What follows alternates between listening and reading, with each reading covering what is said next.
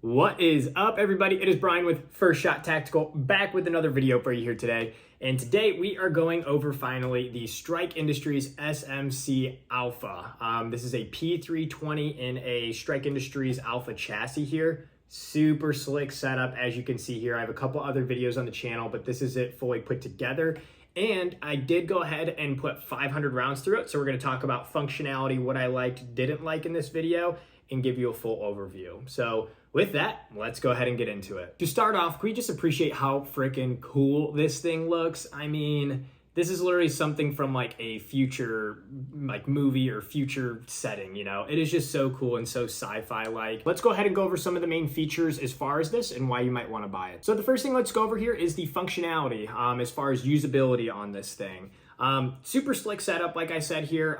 Strike Industry added a lot of cool things to make this very user-friendly, such as this side charging handle here. So you can see it'll lock back there. I got an empty mag in. You can throw it forward. So that makes it a little easier as far as using the charging handle. You got an optic plate here, and this is a universal mount. I have mounted on a SIG Romeo Zero, and this thing is total garbage, by the way. Do not buy a SIG Romeo Zero.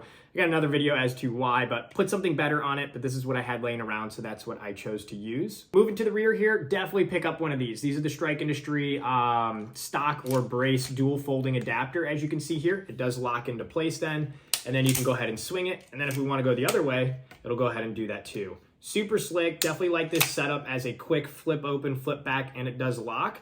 As far as being a stocker brace on there. Moving to the front, I guess I do have to note, so I put on here a 6-hour P320 M17 exchange slide and barrel, and then I actually swapped the barrel out. This is a Griffin Armament threaded barrel, so that way I could put a suppressor on it, which we'll get to that here in a sec.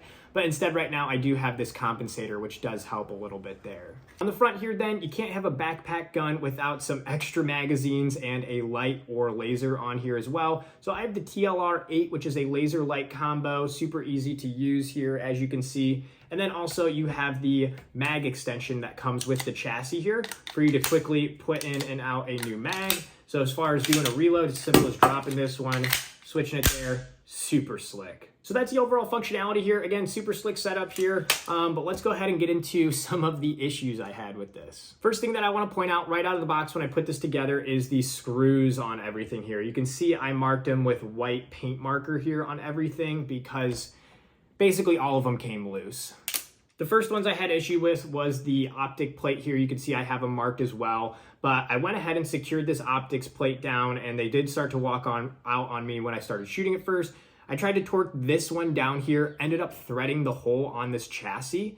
The one thing to note, this chassis is made of aluminum, so it's not like a heavy steel with good threads in it that aren't gonna, get worn out or threaded. You can thread these, and that's exactly what I did here, which was super unfortunate.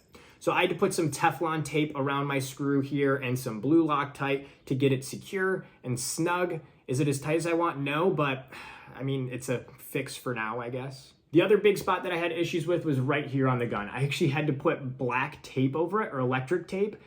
There's a screw underneath right here, as well as on this side right here. And same thing here. While I was shooting it, I saw it walking out and it was basically falling out there. So came home from the range, went ahead and tried to put it back in. Same thing, the hole got threaded. And again, this is the aluminum piece, so I couldn't really do anything as far as remachining it. But so all I had to do, or what I tried to do, is put some Teflon tape around it, but it's a super small screw, put some Loctite, and then I used this little tape to hold it in place. So it's kind of a Band-Aid. It didn't fix the issue. I haven't contacted Strike Industries about it yet. Maybe I should. but that hole's threaded. So the only thing I can think they can do is I have to send this whole thing in and they have to remachine that threaded hole or send me a new one. But luckily the gun still shoots even with that issue there. The other issue I did have is this charging handle here. So when I first started using it, the first 75 rounds I put through it, I had this on here using it, came home after 75 rounds through it, and this broke. So the way this broke here was the adapter piece on the back here. Inside on the slide, there's a really small piece where it goes into the channel, and that actually snapped. So this whole thing was super loose. So that's how I knew it was broke. So basically, again, came home. I did take a picture of it, emailed Strike Industries. Super awesome customer support on that end. They sent me a new adapter piece out right away. I got that mounted on and haven't had an issue since. So I don't know if they fixed the issue with that breaking because it happened in 70 rounds, but I put 400 rounds in it afterwards and this is held up solid. So the next thing, let's talk actually functionality and malfunctions. So did we have any malfunctions in the first 500 rounds with this? Oh yeah, we did. Failure to extract. Failure to extract. Another failure to extract. Guess what? Failure to extract again. And, oh yeah, one more failure to extract there.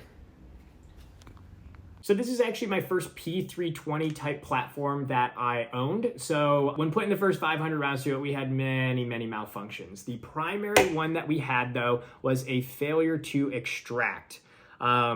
I have some video footage here showing that just time after time, it was just a failure to extract. I think I want to say in the first 500 rounds, we had almost, 6 to 10 malfunctions of failures to extract. So it was almost like once a magazine because these are 21 round mags. And it was just kind of annoying because I wanted this to be a little bit more reliable. The other big thing too is let's talk suppressor real quick. I bought this because I thought this would be an awesome setup since it's super compact when it's folded up here is to have a suppressor on it, and that dream went out the window real quick. This was the only time I got one round to cycle, so it worked, but then it's a failure to extract. Then again, first round, and it didn't even extract at all. And you see I had to manually pull it out. And then the next one, we got a nice stovepipe, failure to extract again.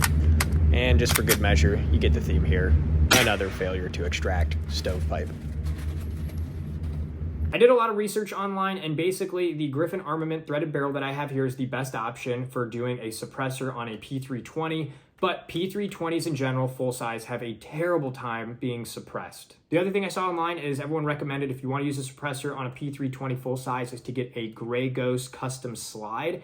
And those are like $350, and I was not about to drop that much on a slide to maybe help fix my suppressor issue here. So yeah, I ran a booster on it. I had my Dead Air Wolfman, which is a heavier suppressor, so I bet a lighter suppressor might work better. But either way, I was kind of sad that I couldn't run the suppress, so instead I just permanently fixed on this compensator. But either way, it works great. So as far as not running it suppressed, better results there, but can't run it suppressed right now. Next, let's talk about the size of this thing. And I think this is the big pro of this guy as far as being like a backpack type gun and use case there. So I went ahead and compared this to a lot of the other guns I had, such as a 16-inch AR, 10.5-inch AR, Scorpion MP5 AR9.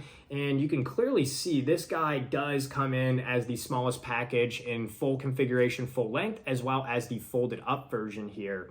And also, as far as fitting this into a backpack, super easy to do, and it's super small and lighter weight than other PCCs, so definitely a plus on that end as far as size and concealing, as far as putting this in like a backpack or something. The only downside to this being an actual backpack gun is keeping a round in the chamber and not having a safety. You can put an actual M17 slide with the safety on it, like the military version on this, but you do have to mill out this section with a Dremel on both sides so that safety can go in. But again, with this being so unreliable, and I don't know if you know, but P320s in general have an issue with randomly going off if you drop them or something. So I would not keep a round in the chamber and keep this in a backpack.